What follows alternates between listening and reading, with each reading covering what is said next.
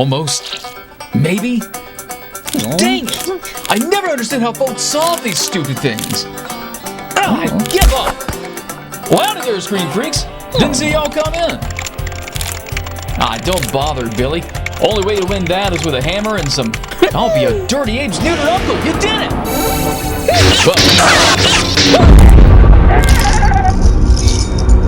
See what happens when you show off?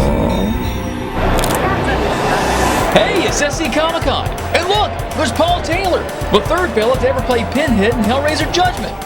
Oh man, I have such questions to ask you. Like, I hear you prepared for this iconic role, not by copycatting Doug Bradley's acting chops as the OG Cenobite, but researching the Hellraiser funny books? It was actually the older, I don't know if it's Marvel, I think it was Boom Comics actually, but I did, when I first got the part, I did look at what Doug had done only because I had to see what Doug was doing just because I wanted to honor what had come before me.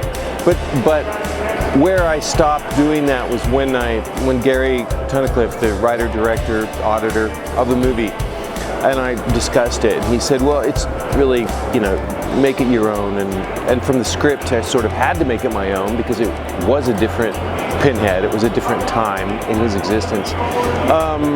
But I believe it was Boom Comics, and then like any role that an actor takes, at least in my experience, it was also about pulling from my own experience anything that would relate to what this character was going through.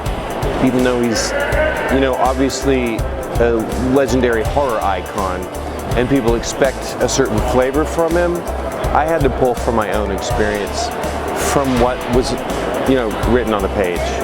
And it wasn't just comics and Hellraisers from the past, it was also Peter Cushing in Star Wars. When I went to get my head cast done, Gary showed me one scene from that, and it's when Grand Moff Tarkin is telling Princess Leia to choose which planet. He's going to destroy one of them, which one, and she chooses, and he destroys hers, and she steps forward and goes, no. And he very simply just says, you're far too trusting. And he says, you're far too trusting, and Gary just goes, there's your Pinhead. I'm like, okay, we got it. So he sort of had a shorthand on the set when we were shooting. And if he would just very simply say, give it less, just throw it away, just give it nothing. Right before he said action, I would just say, you're far too trusting, action, blah, blah, blah, blah, whatever the line would be. For what it's worth, I think you did a bang-up job. Any idea if you'll get another turn at playing everyone's favorite poster boy for BDSM horror? I think it would depend on the script, it would depend on who was writing it, but at the same time, I'm an actor and I just want to work. I don't know what's happening with the franchise, so I don't know when Dimension Films, i.e. Bob Weinstein, lost the franchise, it's gone elsewhere. So my chances of doing a sequel were diminished a bit when that happened. So I don't know who's in charge of Hellraiser anymore.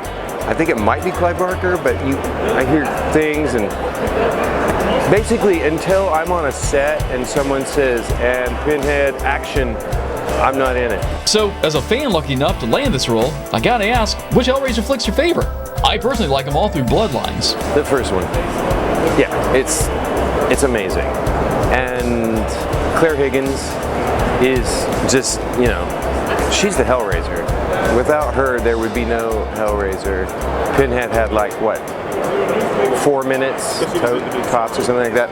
So, yeah, the first one is the best one. Oh, all right. Paul, I gotta get. Thanks for talking with us and enjoy the rest of the con, you hear? As for y'all, this might take me a while to untangle, so I'll see you later, Screen Freaks.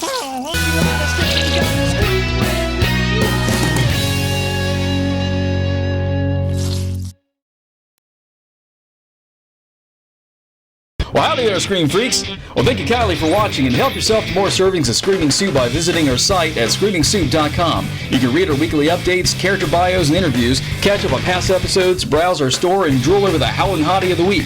If you want to scream at us, just holler at screamingsoup@gmail.com, and don't forget to stalk us through social media, conveniently linked at the top of the site.